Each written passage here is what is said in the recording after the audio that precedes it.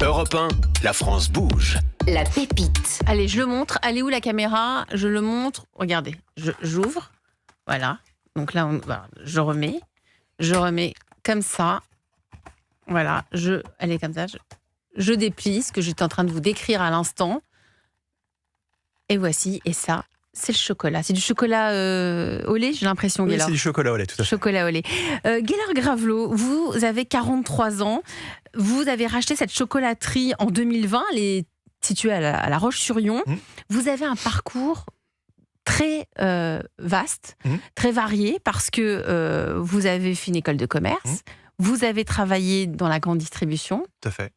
Et vous avez travaillé dans des cabinets de conseil, vous avez fait des fusions-acquisitions. Tout à fait. Tout en étant un fils, et ça c'est important de le dire, de boulanger. Oui, tout à fait, exactement. Donc ça vous a un petit peu rattrapé Je le crois commerce. que mon père a semé quelque chose au niveau de l'alimentaire, effectivement. Alors, racontez-nous, vous venez de Nantes. Qu'est-ce qui fait que vous vous êtes lancé après vos années dans les cabinets de conseil en fusion-acquisition?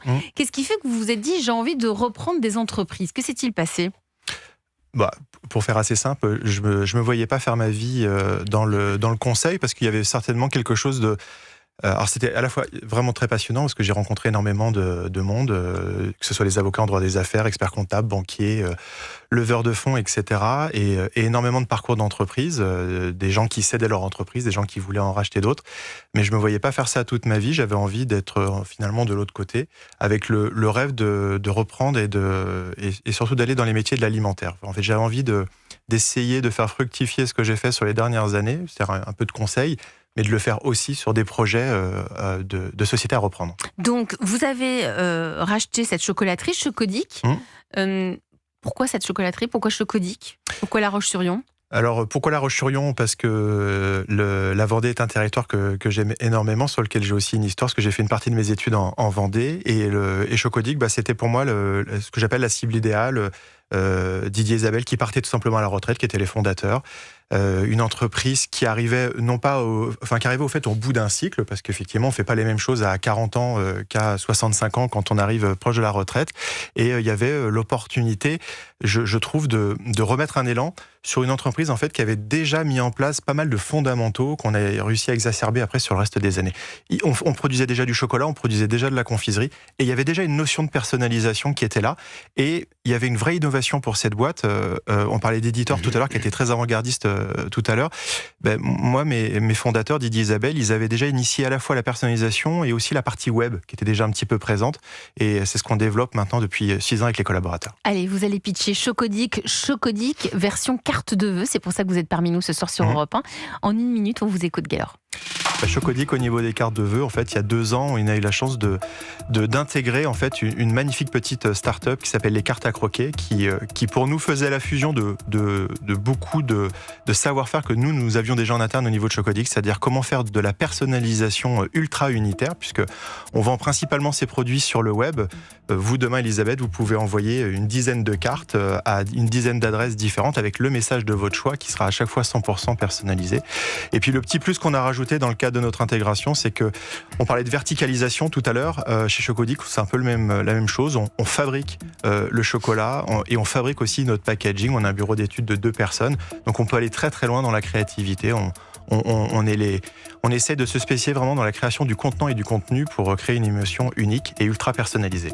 Merci pour votre pitch, Gaylor Gravelot, dirigeant de la chocolaterie Chocodic. Ça coûte combien ces cartes de vœux en chocolat personnalisées? On va être entre une dizaine et une quinzaine d'euros en fonction des options que vous allez vouloir choisir. Parce que ça peut être plus grand, on peut carrément... Alors le format est imposé, par contre ça va dépendre si vous voulez de la personnalisation et voilà. Exactement. Voilà, donc on reste dans l'idée, c'est que ça puisse passer dans une boîte aux lettres. Et ça passe bien. Et ça passe. On les envoie dans une enveloppe classique. Exactement. Vous en avez vendu beaucoup cette année? On en a vendu beaucoup cette année. C'est un produit que l'on développe. Là, je pense qu'on en a expédié 7-8 000 à peu près. C'est bien. Donc c'est déjà pas mal. Et ça se mélange aussi dans d'autres produits avec. Parce que c'est pas spécialement pour les vœux, c'est aussi pour rajouter des mots. Il y a aussi des personnes. Là, on a fait tout un événement sur Paris pour des gens qui ont envoyé ça en carte d'invitation pour un événement au mois de décembre. C'était assez sympa. Et puis, on en vend aussi toute l'année. On a un pic, effectivement, actuellement. Mais l'idée de ce produit pour nous, puisque quand on a une chocolaterie, on gère pas mal de très grands cycles. Là, on vient d'en passer le plus important qui était Noël. Mais l'idée de ce produit, c'était aussi de pouvoir ponctuer bien sûr la Saint-Valentin qui va arriver bientôt. Je suppose que c'est aussi pour vous chez Editor un grand moment et après la fête des mères, fête des pères, etc. qu'on va essayer de continuer à développer. Mais, Henri Condamine. Si je me permets bien sûr, allez-y, on vous écoute. Je trouve qu'il y a très probablement des synergies entre la production de Gaylor et notre entreprise et après l'émission. Donc moi je propose qu'on se... Avec grand plaisir. Merci beaucoup. C'est un grand Vivatech. On se met en relation, les grandes boîtes, les petites boîtes, ça crée des synergies. Nous, on ne touche rien. Mais en tout cas, c'est le but de l'émission. David Smadja, vous êtes le coach de la France Bouge. Les forces de Chocodic. Moi, je trouve que Chocodic est une entreprise qui illustre parfaitement ce que peut être une innovation enracinée dans le réel. Donc, vous êtes très loin d'être une start-up, vous êtes un chocolatier artisanal, vous êtes très bien implanté et surtout, vous avez su intégrer une innovation produit qui est très originale. Je crois que vous êtes un des seuls à faire de la gravure aujourd'hui en France. Et vous ne reniez surtout pas votre identité et au contraire, vous ne perdez pas non plus cet ancrage territorial que vous avez en Vendée. Donc vraiment, c'est la preuve pour moi qu'aujourd'hui, une PME peut se transformer, évoluer, innover avec évidemment une pertinence stratégique. Vous l'avez fait par une opération de croissance externe et vous avez su effectivement l'intégrer dans un processus industriel qui est maîtrisé. Donc moi, je suis totalement fan. En plus, le packaging est magnifique et vous le faites vous-même. Donc vraiment, bravo. C'est vraiment une très très belle... moi, je suis pour Chocodic et je vais évidemment passer commande très rapidement. Et en plus de ça, on est pour les particuliers, mais j'imagine qu'une grande partie de votre business, c'est aussi pour les entreprises. Par exemple, le cabinet d'avocat de David, ça peut être pour les cartes de vœux. J'en suis sûre, avec votre photo, David. Justement, si je peux me permettre, David, l'année dernière, en fait, on a pour un avocat, dans le droit public que je ne citerai pas, a envoyé pour la première fois à une cinquantaine de ses clients les cartes de vœux de chez nous en chocolat. Il me dit, écoute Gaylor, il m'avait appelé pour ça, il me dit, c'est la première fois que mes clients me rappellent pour me remercier des cartes de vœux parce que ça a vraiment marqué l'esprit. C'est un très bon point. Le retour, le SMS, on répond merci à toi aussi. La carte de vœux, on prend quand on choisit, c'est ce que disait la personne dans le micro-trottoir tout à l'heure, quand on prend la peine d'écrire, on choisit aussi les personnes à qui on a envie d'envoyer. Donc il y a une hiérarchie aussi. Mais Henri, le chocolat, de toute façon, fait partie de l'émotion. Alors, pareil, c'est ça vos points communs. Nous pensons que vous allez avoir du succès, et même un grand succès. Et en ce qui nous concerne, nous avons un site dédié aux entreprises qui s'appelle cartedeveux.com et qui permet donc aux entreprises en digital de pouvoir donner leurs instructions pour qu'on leur réalise des cartes personnalisées. Il y a certainement une synergie sur ce sujet. Tout à fait, Henri, je suis tout à fait d'accord. Produit émotionnel aussi pour Chocodic, David. Et en plus, cette double approche liée à destination du consommateur, mais aussi pour une entreprise, pour les professionnels. On est toujours avec Gaylor Gravelot, le dirigeant de la chocolaterie Chocodic, qui nous a gâtés. Là ce soir, puisque Chocodic, on parle carte de vœux sur Europe 1, sur ce marché de la carte de vœux qui revient en force. Et là, c'est la carte de vœux en chocolat personnalisée. Là, on a la chance d'avoir une carte de vœux La France Bouge avec ma tête, c'est comme ça, et des messages personnalisés sur des tablettes de chocolat, mais des tablettes qui ont la taille d'une réelle carte de vœux. Si vous êtes parmi nous, c'est parce que vous avez des besoins et c'est le moment des conseils du coach David Smadja. Europe 1. Le réseau La France Bouge.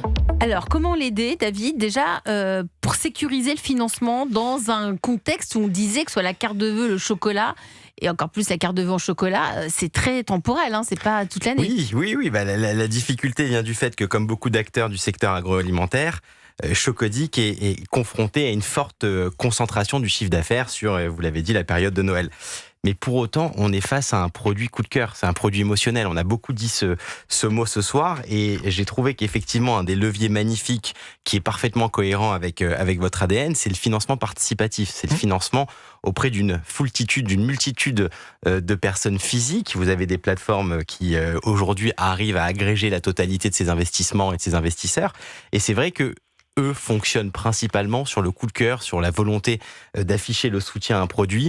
Et ça peut être des clients, ça peut être des partenaires. Et je trouve qu'il y a beaucoup de projets comme le vôtre qui ont pu se faire financer grâce justement au soutien d'une multitude d'entrepreneurs, personnes physiques qui justement veulent donner un coup de main ou aiment le projet. C'est différenciant, c'est émotionnel. Et même moi, je pense qu'autour de cette table, on est unanime. on sent que vous tenez quelque chose et c'est puissant. Et puis évidemment, on passera commande l'année prochaine pour les cartes de vœux. Pour la Saint-Valentin, vous pouvez y penser. Alors la Saint-Valentin, c'est trop tard. Maintenant que c'est disclosé, ce sera plus une surprise. Mais bon, que veut-on ? Ce sera une des 5 prochaines années, une Saint-Valentin. Et aussi, vous pouvez aller viser les... oui, à minima. Je pense que vous pouvez aussi aller viser... et séduire des fonds d'investissement plus traditionnels qui sont spécialisés dans l'agroalimentaire. Là, vous avez financé, vous avez acheté avec vos fonds Ouais, tout à fait. C'est ça, vous aviez fait un J'ai juste un sleeping partner qui m'accompagne, qui est à hauteur de 5% dans la holding aujourd'hui, mais globalement, on est vraiment sur fonds propres et financement classique bancaire. Bancaire, oui. Et vous avez quand même pas mal d'acteurs qui aujourd'hui visent ces marchés-là et visent ces secteurs-là.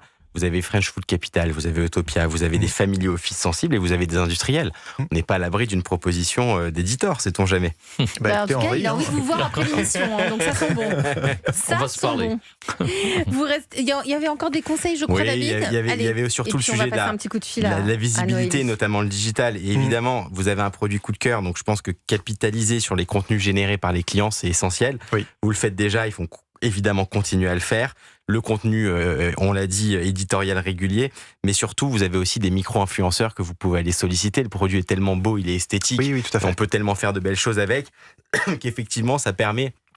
Vous l'avez compris, d'avoir une communication qui est hyper ciblée, et notamment auprès de la jeunesse qui, à mon avis, doit pas nécessairement connaître ce produit-là, alors qu'il aurait tout intérêt à être connu. Et enfin, je sais que vous êtes sur LinkedIn, mais pour le renforcement B2B, c'est aussi un vrai sujet d'aller justement permettre aux entreprises qui ont utilisé cette carte, pour un lancement produit, d'aller justement en faire la promotion sur LinkedIn.